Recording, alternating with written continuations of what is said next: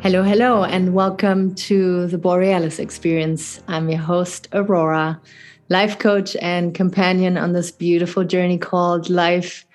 And today with me, Frank DeLucio, a dear friend, a dear, very dear inspiration for myself on my darkest days, but also on my happy days.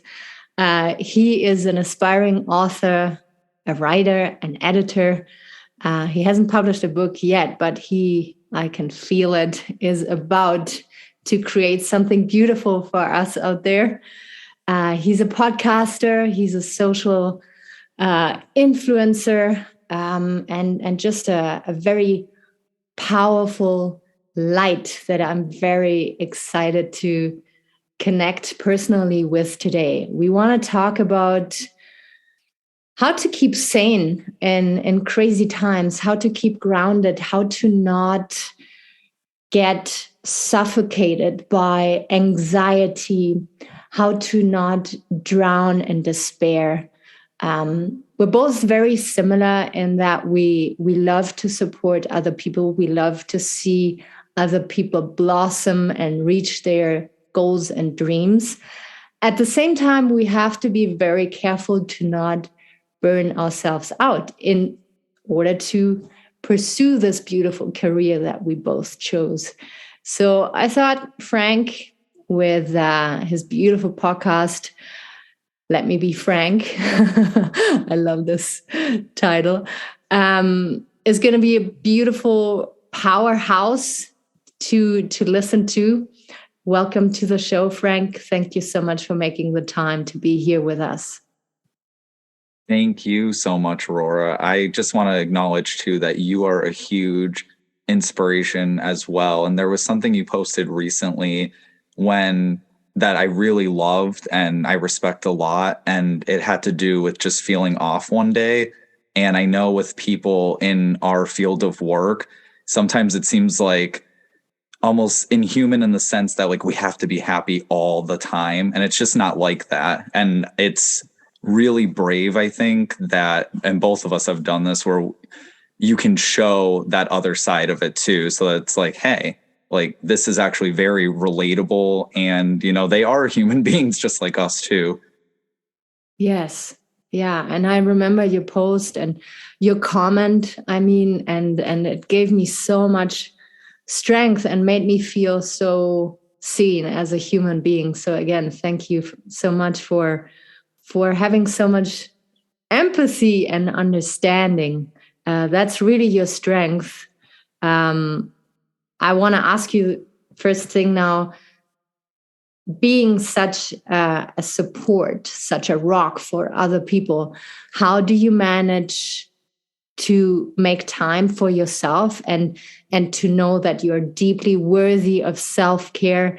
Because I feel sometimes people who have such a big heart forget about themselves and even think, oh, now I'm going to be selfish if I sleep in or if I say no to somebody.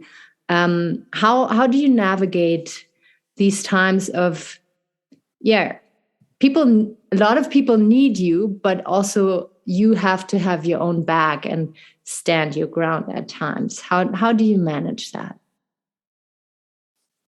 That's a great question. And a lot of those things you said too, it's funny because I've had a couple people in the comments, it'll kind of hit me for a second because they will say, hey, make sure you're making time for yourself too.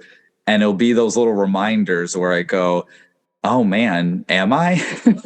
Like I am putting a lot out. I'm trying to be there for everyone. And it's a little reminder to us that, yeah, we have to give ourselves that care and that time and that love, because not only will we just start feeling burnt out, but just, I don't know, I think we'll start feeling alone and depressed or anxiety filled. There's so many different things someone can feel. I think when it comes to dealing with burnout personally, I almost feel like you have to, or I feel like the best people to listen to are the people who have experienced it a lot.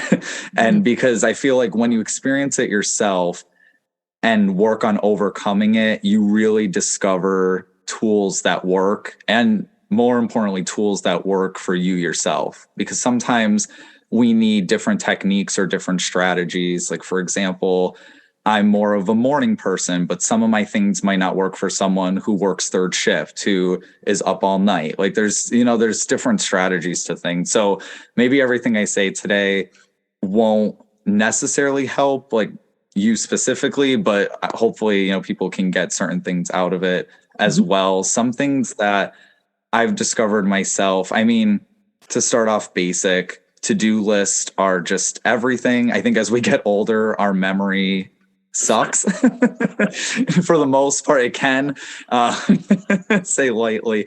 No, I mean, some people, still have great memories, but I just think, as you get older sometimes and life feels really busy, that a to-do list is, whether it's in your phone or writing down. I personally like to write everything down. And sometimes I even hang it up so that you can look at it. I have a big calendar where I'm like, oh, cool. Like I can always see when something's right there. It's just a little reminder. It's not out of view. So that's like something basic that I usually will start the day off right. And kind of just like, so, because I feel like when we don't have a plan in motion and we don't start the day off right, we can just feel kind of lost. That's how I have felt personally, where I'm like, where's my direction? And people usually don't like to feel like they have no direction or no purpose in their day or in their life. I've noticed, or at least people who experience anxiety and depression, that tends to be a little bit of a theme, including what I've seen in myself. I would say one best way. So when it comes to the burnout specifically, one of the best things that I can do for myself is it can still be a challenge to do at times, because if you're like me out there, you might be that type of person that thinks, I want to get all my work done and it doesn't matter how long it takes. I just need to get it done. I think one of the best things we can do is give yourself a specific time. For me, I try to do usually like 4 or 5 p.m., usually 5 p.m. the latest. Like you give yourself that time. And even if you didn't finish stuff, you have to end your workday at that time. Oh, it's not easy because you might start feeling overwhelmed. It might not help like when you go to bed thinking, oh, I still have all these things to do. The way that I look at it is I'm like, that's the time for you to technically turn off your brain is what I call it, which it's like, I guess your work brain. Yeah. So I will literally, usually my work is from a computer most of the time. So 5 o'clock will hit. I will stand up almost like a robot where you just kind of stand up and you just start walking, and I just walk away from it. And it was very strange to do at first because I'm like, it's just a weird feeling. It's like you feel like you're walking away from just, unfinished work or whatever. But at the same time, it's like the work's going to be there the next day. Even when I was working more of a 9 to 5 job, the work was still there the next day. We obviously have deadlines for things that we want to do, but that's why it's important to create a plan. I was told by an old boss that it should be 90% planning, 10% execution. So if you plan everything out really well, then you don't have to put so much attention into the execution itself. It's going to fall through, and most likely you will get your work done.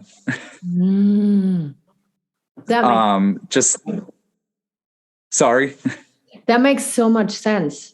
I can also see that if I was to get up at 4 and let's say 2 days in a row, I would feel like, shit, like I could have been more productive the next day. The third day, I will achieve more in the same time because I don't want that feeling of leaving things behind, but I still want 4 p.m. to be my cutoff time. So it kind of forces you maybe to be more productive because, afterwards you have downtime where you can relax.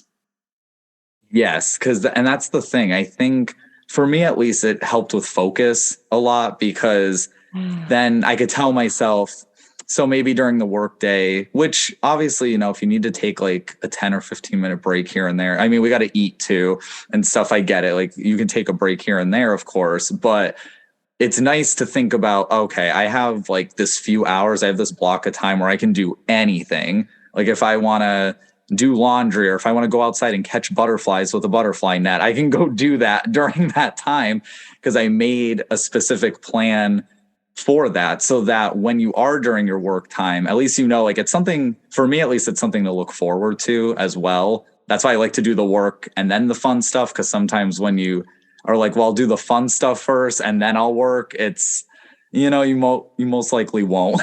Yeah. I haven't in my past. I'm like, well, I'm doing the fun stuff, let's keep doing the fun stuff. It's that dopamine hits nice. Yeah. Yeah, so besides that, I think what's important with burnout as well, and I've been learning about this more recently, is developing a healthy sleep schedule and like having better sleep hygiene.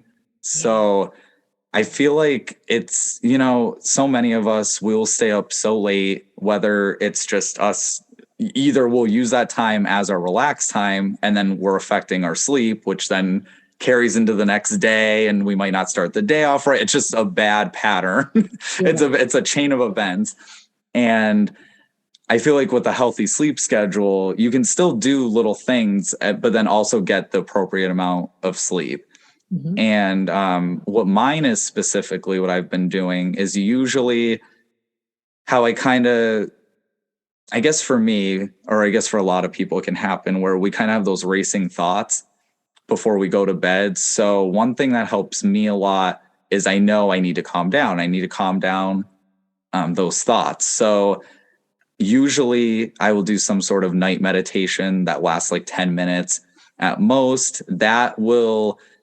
What I love about meditation is, especially with someone who's also speaking as well, it kind of transforms you into like this other world, so that you can leave those other thoughts to the side.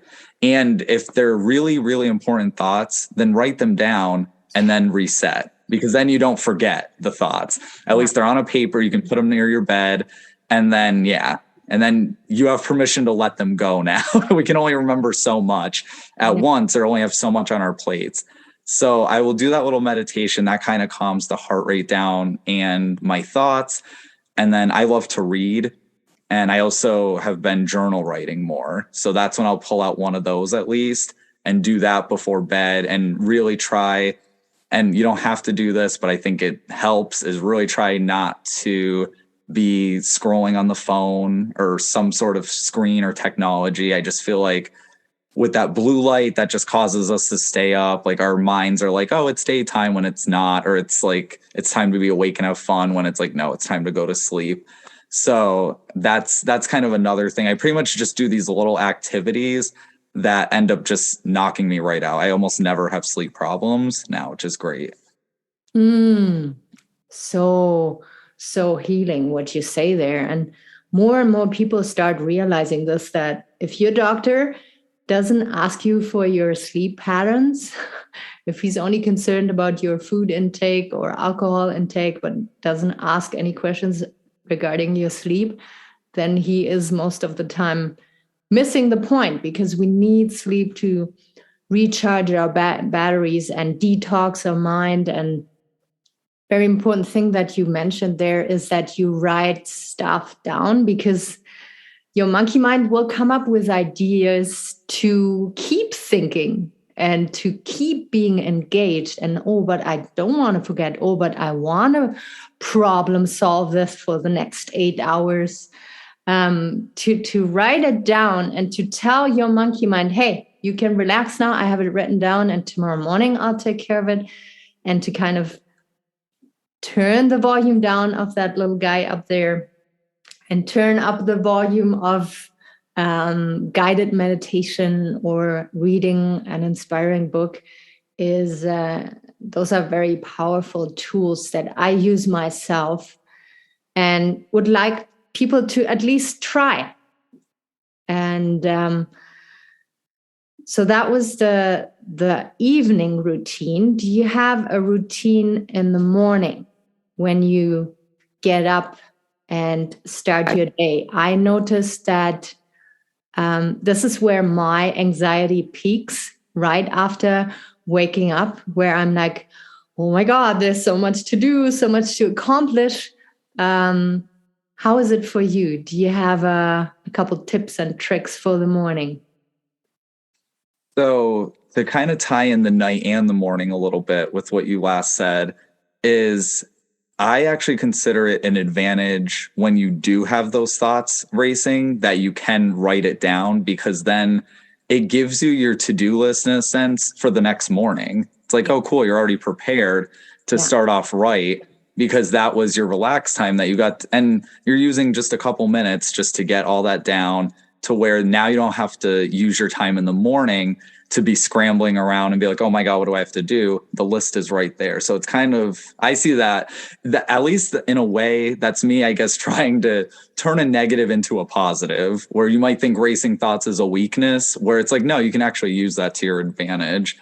With the morning schedule, my morning schedule has altered here and there. And that's the other thing too, is sometimes the same schedule can get a little monotonous. So you might want to change it up here and there. I think that's perfectly fine too, as long as you're getting your stuff done. Some of the things that have stayed the same for me is I will wake up usually. What's pretty bad is I don't even need an alarm clock anymore at this point. My circadian rhythm is just like having me up at 6 a.m. or like 6:30 the latest. It's crazy how that happens. I'm like, that's unheard of. People think I'm nuts, but I usually like 6 a.m. is a perfect time. If I wake up a little earlier or a little later, I try not, if it's a little bit later specifically, you can't stress about that. Life happens. You're not going to always, you might not always wake up at the exact same minute or feel good every morning waking up, but there's still like the best thing is, definitely don't stress about that, because it just will lead you in a whole, it could definitely increase the anxiety to where things seem more complicated and out of reach than they really are, when it's always in the same spot. Your goals, I guess what I mean. So I always, one of the best things I added to my morning schedule is stretching. And I've only had to do it for like 2 to 3 minutes at least. If I can fit, I usually do like a 2 to 5 minutes, but if you can at least get, because there's a lot of people that are like, I don't have time to do that. 2 minutes, take 2 minutes to just stretch out your arms, legs, and back and chest area. I used to have I was starting to develop really horrible upper back pain and like kind of in my neck, but the shoulder blades specifically. And that was a couple of years ago. Ever since I did at least 2 minutes stretching every morning, have not had back pain since.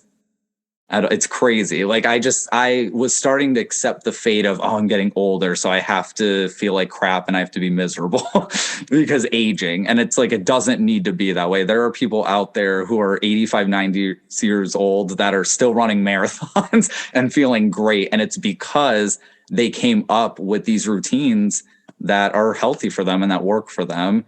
So to me, it's inspiring, and it reminds me like, okay, yeah, you don't have to be miserable in this life. We get the one life, and let's work with it as much as we can. So yeah, the stretching really helps. I actually I'm a big reader, and I also kind of, with my morning and my night, I just realized it's kind of like a book analogy. I like to look at it as two bookends. So certain things I do at night, I try to also do in the morning. So for example, I will try to read at least a chapter morning and night, because it's like a good way to start the day. Like it gets the mind moving a little bit with just doing some light reading. And then at the end, you kind of end your way. It's an activity I love. So I feel like something you really enjoy, have it bookmark on both ends of the day, have the work in between, and then you have something to start your day in a good way, and then something to look forward to later. Let's see. Yeah. So like I said, my minimum's a chapter. I will, eat breakfast, of course. Well, I say, of course, some people skip breakfast. Do not skip breakfast. I just remember that there's people that won't eat for like 12 hours. In my opinion, don't skip breakfast. You definitely want to, I feel like when you do that, I don't know, you got to nurture your brain, not even so much the food, but the nutrients in the food.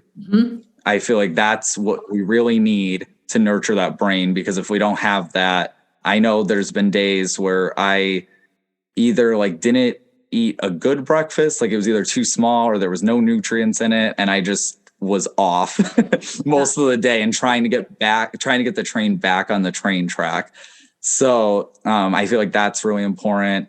I I'm guilty of this. That game Wordly has entered my morning routine, but it's actually, and for people who don't know what Wordly is, it's owned by New York Times now. You guess, you have 6 chances to guess a 5-letter word. And at first I viewed this as, oh no, this is like some new game addiction that I don't need on my phone, or I don't need to like waste time over. The good news, a couple things. One, it's a new puzzle only once a day. So once you solve it, you have to wait a whole other day to solve a new one. And two, I realized it actually was developing because in a way it's like a word puzzle. It's kind of similar to like a Sudoku type of thing. So it gets your brain working in the morning. And I notice as I've added that, I'm like, wow, I can even get even more focused, and my problem solving actually increased a little bit. So I'm like, that's really cool. So like, it doesn't have to be Wordly, but something that can get your brain thinking, like a little bit of critical thinking, a little bit of problem solving before you even do your work. And it might help with your actual work a little bit because you already started training your brain. Another thing I will do at times in the morning, sometimes I'll have like a half hour to do it. Sometimes I might only have 10 minutes, but it's like some sort of quick little workout to kind of get like the physical part of me moving and waking up. So whether it's like some push-ups and sit-ups, or I own some weights, so I might lift a little bit of weights, might jog in place a little bit. I kind of tie that in with the stretching. So that's like all my physical stuff to wake me up. And then I kind of will do like the problem solving. And I guess a big thing that I try not to do like I used to is when we wake up, we go right to the cell phone and right to the social media. And I try to save that for after I'm ready. Like I have to get ready for the day first. I have to do all those other things. And then I earned the right to check social media or check something that might be a little more mind numbing. Yeah. That makes total sense. And my main takeaway from what you just shared with us is basically that you get up in the morning for yourself. You're doing stuff to wake your body up, wake your mind up in a playful way, in a way that feels good. And then you get to social media and how can I serve the world? And it doesn't really matter if you are in a relationship or a single, if you are a parent or a CEO of some company. Get up in the morning, even if it's just 10 minutes earlier than usual, and just focus on yourself. I find that super inspiring, and I do that myself. And sometimes I even, at the end of the day, I mute my day and I just watch myself from bird's perspective and see, what did I do with my body this morning? What did I do over lunch? What did I do over the afternoon? Was I sitting the whole day and kind of hunched over, and now in the evening I wonder that my muscles are sore? Or how much did I use my muscles and my my body to get things done, and then realize, okay, you need to take care of your mind and of your body because that's going to influence how you feel. And I love the little stretch, the time you take in the morning. That is so critical. And that it's not half an hour or 20 minutes. That would be way too much for some people who start this routine, but just 2 to 5 minutes can make such a difference already. That's really beautiful. Frank, I would like to ask you now, these routines that you introduced into your life, how would you say, and now if you were in a relationship, how would these routines that you do for yourself influence your partner? Or if you are single, how did it better your connection to yourself? Maybe you can talk about both sides, like if you were in a relationship or if you are, and if you are single with yourself, how would you put that into words? So yeah, that's a good question. Maybe this is why I'm single because the relationship, I mean, I haven't been in a relationship in a while, so it's easier to know how it affects me when I'm single. And I guess, which I can still answer the other question too, but Yeah. it definitely, in a single sense, it definitely helped me feel less lost. And it definitely, like you had said too, it gives priority to yourself so that I'm not, because when you go, I feel like when you just, the first thing you do, if you just go right on social media and either you're scrolling or maybe you're even doing some posting too, I feel like you're putting your energy right into everyone else or everyone else's opinions. And yeah, you don't give yourself the appropriate time. I think a lot of us will complain at times that we don't have enough alone time or enough quiet time or anything. And it's like, honestly, yeah, right when you wake up, you can. Sometimes it's figuring out when to wake up. I know people who have children, it's like you gotta find the time when everyone's sleeping maybe to do that, but it's possible. It's not the easiest thing to develop this type of routine or schedule, but I think it can be possible for everyone. Just it's going to obviously be different for everyone. With being single, it definitely reminded me that whether we are with someone or we have a whole family or we're single, you have to be number one priority, because if you don't, you can't take care of anyone else if you're just completely lost and a mess. And man, I've been that many a times through my life. So I'm like, I need to be okay. I want to help people in this world. So I have to help myself and I have to be okay. Otherwise, I'm not going to achieve one of my biggest goals, which is that. And in the relationship sense, it's interesting because there's someone that I think about, one person that I talk to where he is on a completely opposite schedule as me because he works third shift. So obviously the sleep schedules are very different and it can be challenging coming up with, well, when do we talk type of thing, because I'm a morning person waking up at 6 a.m. That person's getting out of work and going to bed at that time as I'm waking up. So it's literally the sun and the moon trying to date. And we know the sun and the moon usually don't see each other. They're in passing. So it can definitely be challenging. And I've done that thing, and so is he, where you'll kind of sacrifice some of that sleep or some of that time to try to make it work, when there's definitely different ways to do it. And that's definitely seeing when's the same times that you guys are awake, because you don't, like, for my case, I don't want to have to stay up until 1 or 2 in the morning because that person's wide awake, and they shouldn't have to stay up when they need sleep at like 8, 9 in the morning just because I'm awake. So it's definitely a compromise that it's not easy, but it's definitely possible to still find that congruent time with each other, but then also giving yourself permission to say, hey, it's so-and-so time, I need to go to bed. But I'm happy, but let's talk during this time. Like, let's give ourselves a specific allotted time to communicate, to see each other. Everyone should have some sort of days off. That's a good time to try to connect that way as well.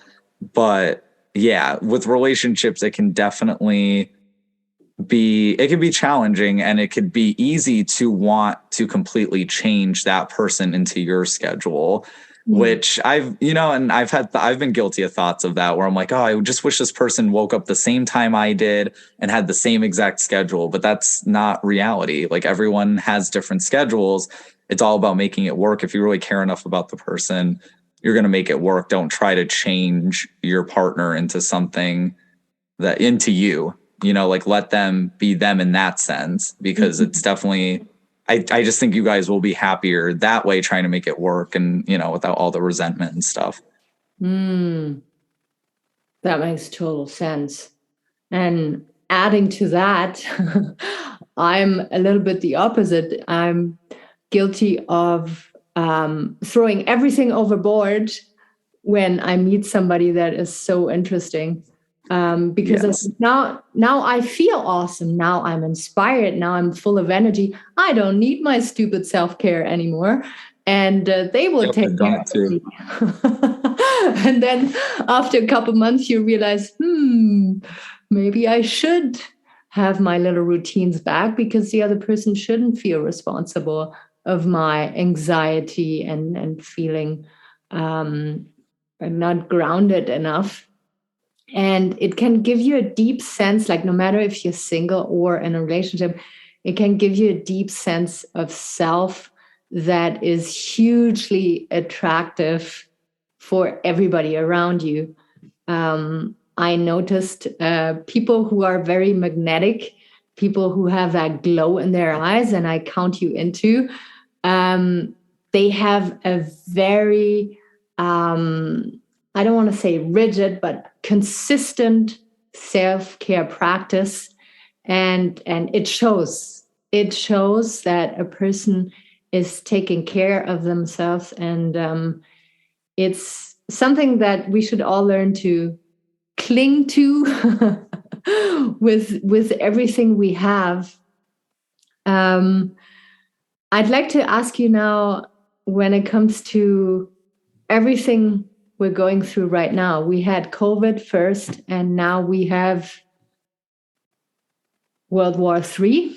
I don't know if we can call it World War III, but it definitely feels like it. Um, for people, I don't know, I didn't ask you, like, do you watch the news a lot? Do you try to keep up?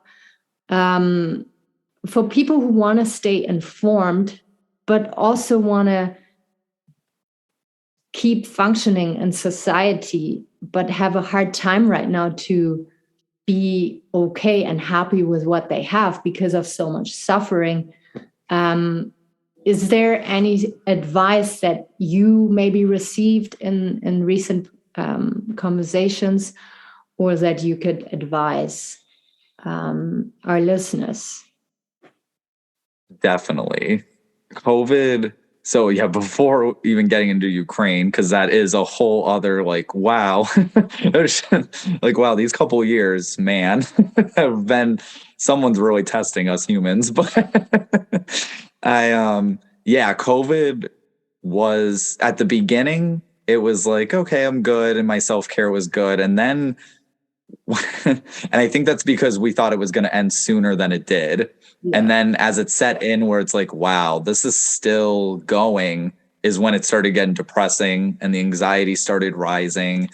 And yeah, part of my answer was going to be having to do with the news. And I just remember when I was younger, the news just didn't seem everywhere like it is today.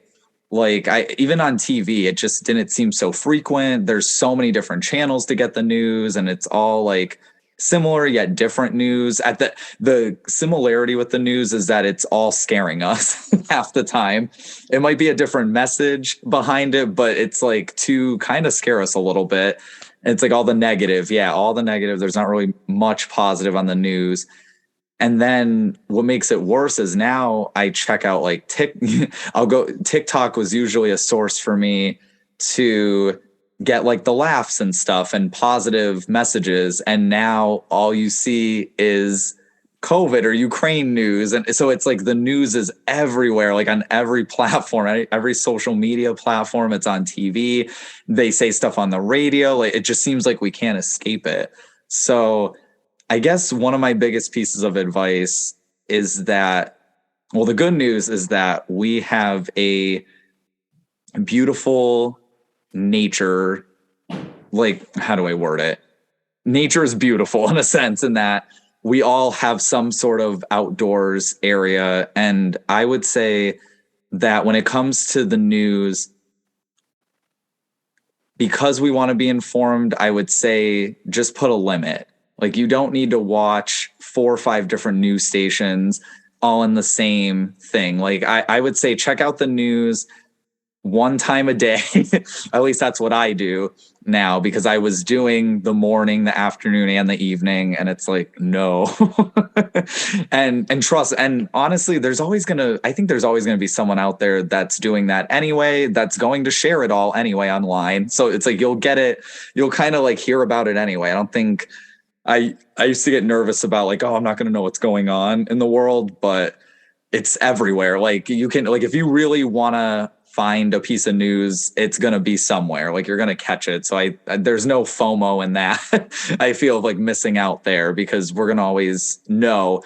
At the same time, we have the power to tune in or not when it comes to frequency and just when in general. So yeah, I told myself that I had to pick either morning or evening, which evening is supposed to relax me. So I'm like, I'm going to choose morning to just like do a couple minutes. My roommate watches the news all the time. So if anything, sometimes I luck out and he just tells me something that's going on. I'm like, oh, cool. I don't have to watch the news now. It was just a quick little conversation I can forget about, but yet stay informed with it. So I kind of luck out there. But yeah, I would say limit that. Going outside, I used to take for granted a lot. And when we're kids, I would forget how much time we actually, like how much freedom we had for that. We just didn't have as many responsibilities, and for some of us too, there wasn't as much technology. But the main thing is we didn't have as much responsibilities, which gave us more time for free time, which included going outside. And we're just, a lot of us are so used to like being stuck in a building with work or being on a computer all day with work. And I'm fortunate enough where my work I can kind of take with me on a computer. So I will go outside, or I'll go to a park. I'll go to a different place if I really want to get it that way. And then sometimes I leave the computer in the office. I'm like, screw you, computer. I'm going out. I'm going to take a journey through the woods and just breathe for a second. And that's why I love trees, by the way. And I live on the East Coast in the United States. So trees are lovely over here. And I just go through the woods and I just breathe it in, and even try, and if you're doing that, really try not to be on your phone or an electronic as well. And really just like, and that includes music too, and just like really listen to the world and listen to the stillness and the quiet. And I think that for me, it's a good reset, so that when I'm feeling a bunch of anxiety, it's almost like a reset button where I'm like, okay, like the world feels loud, it feels crazy right now. This is just a quick reset. Because, at the end of the day, I think good things and bad things are always going to happen in the world. So that's why we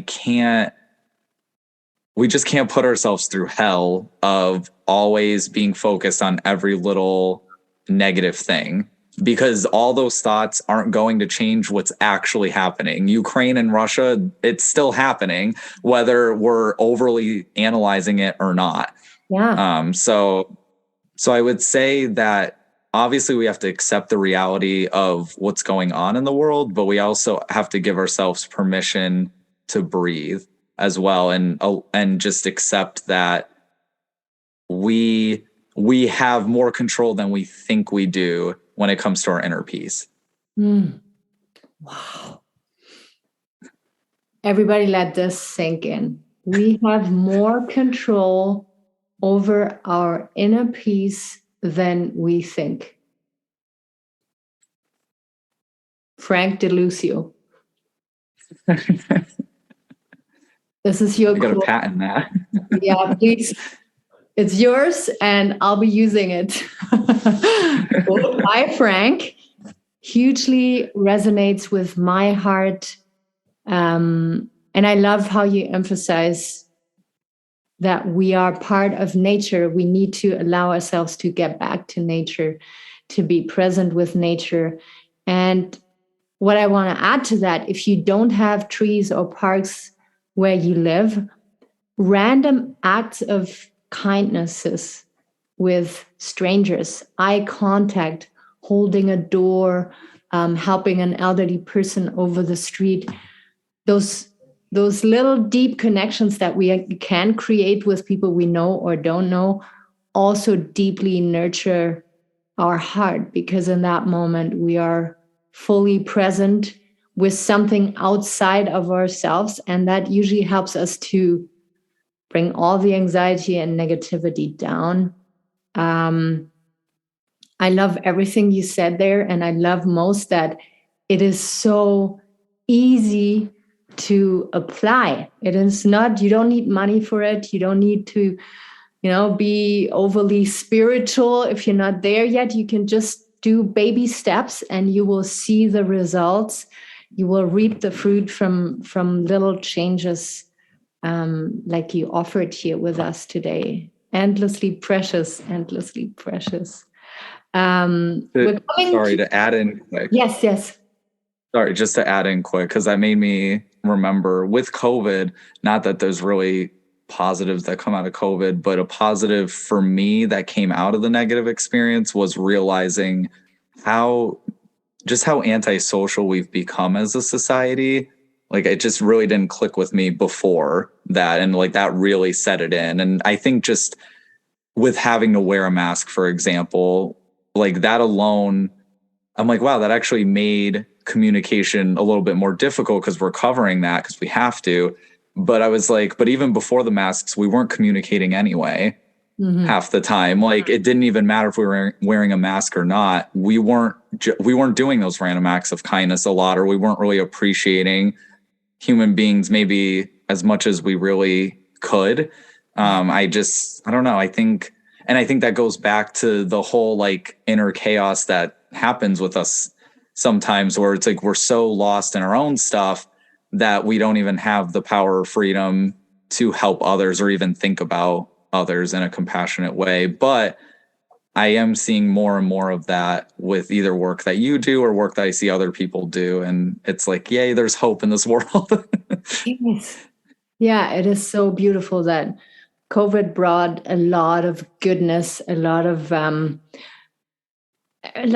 reflection and realization that was so necessary, and that would have been like not possible without that traumatic experience. I'd love to give you the opportunity now to first share a couple books with us that deeply changed the way you feel or think for the better. And then how can people reach you and start following you, find you? Questions. So with the books, I haven't been doing, so a lot of my reading lately has been more fiction for the most part. So that might not be like the most helpful when it comes, if people are looking for self-help. But one book that I can recommend that I'm almost done with that I really like, and this ties into what we were talking about earlier, is Atomic Habits. Oh, that book, what's his name? I don't have the book in front of me. I want to say James Clear so bad, but I can't remember if that's actually, I feel like his first name is James, but Atomic Habits, if you look that up, it will pop right up. Yes. And I'll put it in the show notes. That's helped a little bit too. That makes me want to revisit my habits I already have and like even make them stronger. That's a really, I highly recommend that book. Wherever you buy it, whether it's a bookstore, or Amazon, or whoever you want to support it. Yeah, I definitely recommend that. And then to find me, I'm always changing these. I feel my username always changes. I feel half the time, but I want to say, I have like 3 Instagrams. And so my personal one is Let Me Be Frank Anthony. I have a Bookstagram, which is Frank's Fiction. And then the podcast one, which that name changed. It used to be Let Me Be Frank Pod, but now it's the Love Diaries Pod, because that's hopefully a new podcast that I'm going to be starting in the future with one of my friends as a co-host, which will pretty much just discuss, like, it'll be reading different relationship stories and kind of giving advice and intake on that. I have a really big passion for relationships and like kind of helping couples and all that. I've always had a big passion with that. But so those are the Instagrams. And then TikTok is Let Me Be Frank Anthony. And I can't remember Twitter at the moment. I think it's also Let Me Be Frank Anthony. And then Facebook, I want to say, is Frank's Fiction. But the best way to do this is my website is www.letmebefrankanthony.com, and all the socials should be connected in there somehow. Very good. That is very easy then for us to find you. Well, thank you so much for this genuine, heartwarming conversation. I enjoyed every minute.